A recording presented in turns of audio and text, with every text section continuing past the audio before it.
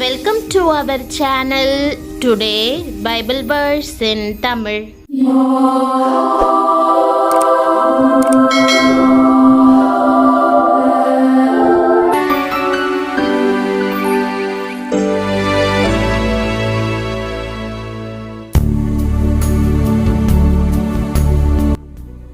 இன்றைய வசனம் கலாத்தியர் 2ஆம் அதிகாரம் 20ஆம் வசனம்.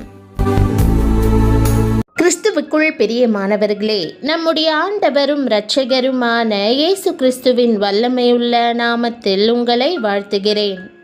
இயேசு நம்மை நேசித்தார், தம்மையே நமக்காக கொடுத்தார் என்ற சத்தியமே நம் விசுவாசத்திற்கான அடிப்படையாக இருக்கிறது. இன்றைக்கு ஆண்டவர் அவருக்குள்ளான ஜீவனை தருவதற்காக வந்திருக்கிறார்.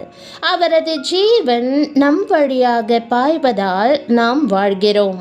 வேதம் என்னில் அன்பு கூர்ந்து எனக்காக தம்மை தாமே ஒப்பு கொடுத்த தேவனுடைய குமாரனை பற்றும் விசுவாசத்தினாலே பிழைத்திருக்கிறேன் என்று கூறுகிறது. இதுவே இன்றைக்கான மகிமையுள்ள வாக்குதத்தம். இன்றைக்கு நாம் வாழ்வது நம்முடைய சுய பலத்தினால் அல்ல, நமக்குள் இருக்கும் கிறிஸ்துவின் ஜீவனால் தான் என்பதே பெரிய சத்தியமாய் இருக்கிறது. நம்முடைய ஒவ்வொரு மூச்சும், நாம் எடுத்து வைக்கும் ஒவ்வொரு அடியும் தேவனுடைய அன்பினாலும் அவர் சிலுவையில் செய்த தியாகத்தினாலும் தாங்கப்படுகிறது. இயேசு நம்மை நேசித்தார், தம்மையே நமக்காக கொடுத்தார் என்ற சத்தியமே நம் விசுவாசத்திற்கான அடிப்படையாக இருக்கிறது. இவ்வளவு உபத்திரவங்கள் வந்தாலும், எதிர்ப்புகள் எழுந்தாலும், தோல்விகள் நேரிட்டாலும் ஏன் இயேசுவை பின்பற்றுகிறீர்கள் என்று அநேகர் கேட்கலாம். உலகம் நம் போராட்டங்களை காணக்கூடும், ஆனால் நாம் தேவனுடைய அன்பை காண்கிறோம். இயேசு எங்களை நேசித்தார், அவரையே எங்களுக்காக கொடுத்தார்.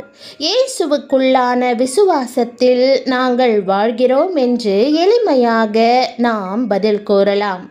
எல்லா உபத்திரவங்களை பார்க்கிலும் இந்த அன்பு உறுதியானது, எல்லா வேதனையை காட்டிலும் அதிகமானது. கிறிஸ்துவுடன் நம் ஜீவன் தேவனுக்குள் மறைந்திருக்கிறபடியால் சந்தோஷமாக அவருக்கு ஊழியம் செய்கிறோம், அவரை பற்றிக் கொள்கிறோம். அவரது தியாகத்தின் மேல் நாம் விசுவாசத்தை வைக்கும்போது தெய்வீகமான ஒன்று நமக்குள் நிகழ்கிறது.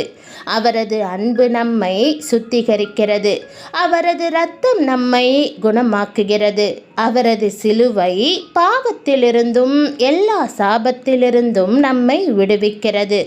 அவரது விலையேற பெற்ற தியாகத்திலிருந்து புரண்டு வரும் ரட்சிப்பு, விடுதலை, சமாதானம், பலன் ஆகிய ஆசிர்வாதங்களை நாம் சுதந்தரிக்கிறோம். இன்றைக்கு நீங்கள் அனுபவிக்கும் எல்லா ஆசிர்வாதமும் உங்களது கிரியையால் சம்பாதிக்கப்பட்டதல்ல. இயேசு ஏற்கனவே உங்களுக்காக சம்பாதித்து வைத்ததை விசுவாசத்தின் மூலமாக பெற்றுக்கொண்டுள்ளீர்கள். அதுவே சிலுவையின் வல்லமை.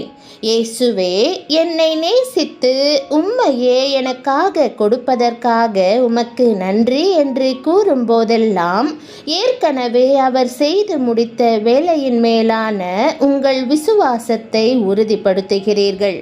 அந்த விசுவாசத்தில் நீங்கள் வாழும்போது முழு விடுதலையை அனுபவிப்பீர்கள். பாவத்தின் கட்டிலிருந்தும், வியாதியின் வேதனையிலிருந்தும், நாளைய தினத்தை குறித்த பயத்திலிருந்தும் நீங்கள் விடுவிக்கப்பட்டுள்ளீர்கள். சிலுவையில் இயேசு சிந்திய இரத்தத்தினால் நீங்கள் தேவனுக்கு முன்பாக சுத்தமாக்கப்பட்டு பூரணராக்கப்பட்டுள்ளீர்கள். நம்மை சுற்றியுள்ள யாவும் குலுங்கும்போது அவரது தியாகத்தின் மேல் கொண்டிருக்கும் விசுவாசமே நம்மை ஸ்திரமாக காக்கிறது. வாழ்க்கை எத்தனை முறை நம்மை விழ தள்ளினாலும் மீண்டும் எழும்பும் தைரியத்தை அதுவே நமக்கு அளிக்கிறது.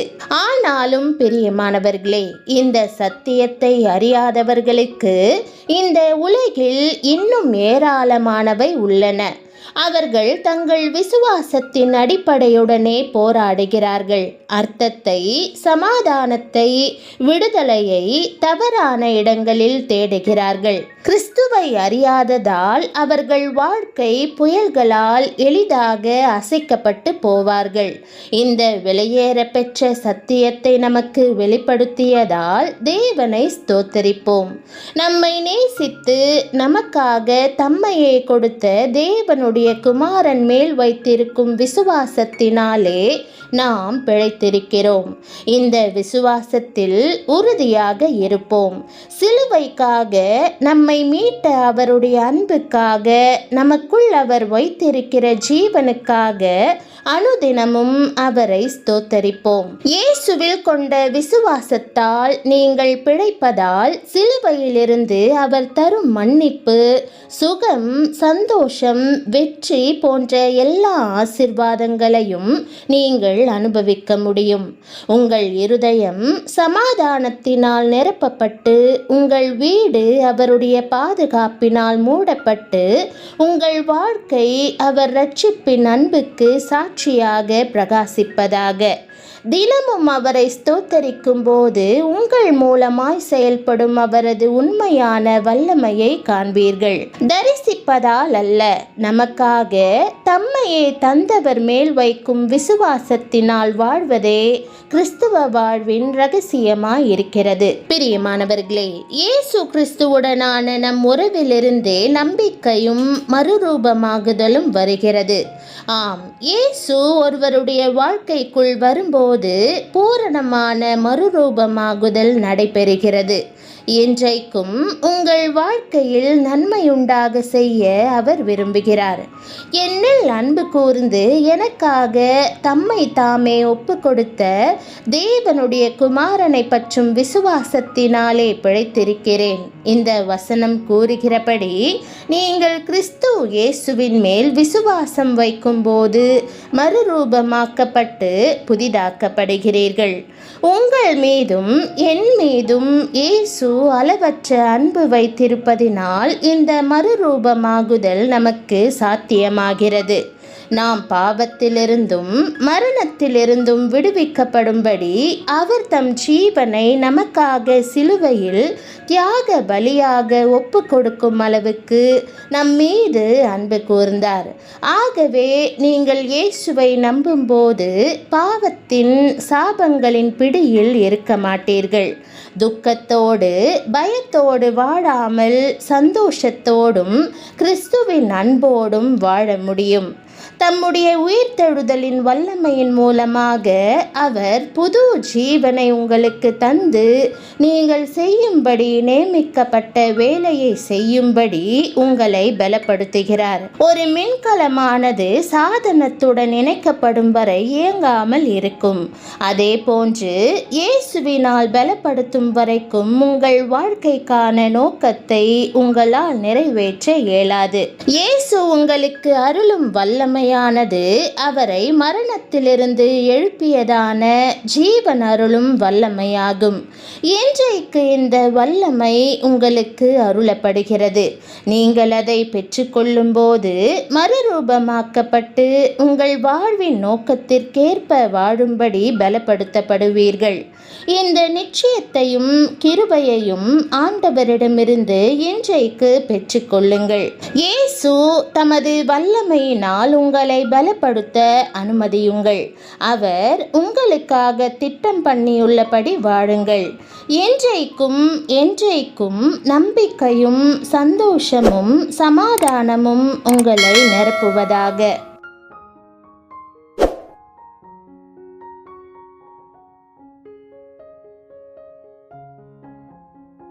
ஜெபம். அன்பின் ஆண்டவரே, நீர் சிலுவையில் செய்த தியாகத்துக்காகவும் என் மீது பாராட்டிய அன்புக்காகவும் உமக்கு நன்றி செலுத்துகிறேன். என்னை நேசிப்பதற்காக, எனக்காக உம்மையே தந்ததற்காக உம்மை ஸ்தோத்தரிக்கிறேன். உம்முடைய சிலுவையிலிருந்து எனக்குள் பாய்ந்து வரும் ஜீவனுக்காக நன்றி செலுத்துகிறேன். உம்முடைய சுயநலமற்ற கிரியை மரணத்தின் பிடியிலிருந்து என்னை தப்புவித்து எனக்கு புது வாழ்வு தந்துள்ளது.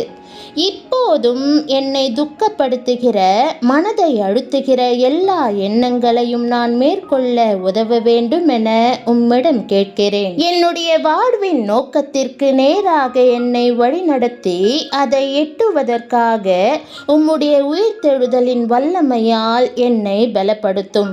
உம்முடைய வழிகாட்டுதலுக்கு என்னை ஒப்புக் கொடுக்கிறேன். உம்முடைய நோக்கத்திற்காக பயன்படுத்தப்பட விரும்புகிறேன். உம்மால் பயன்படுத்தப்படுவதனால் கிடைக்கும் சந்தோஷத்தை நான் அனுபவிக்க உதவும். உம்முடைய உயிர்த்தெழுதலின் வல்லமையை இன்றைக்கு நான் பெற்றுக்கொள்கிறேன்.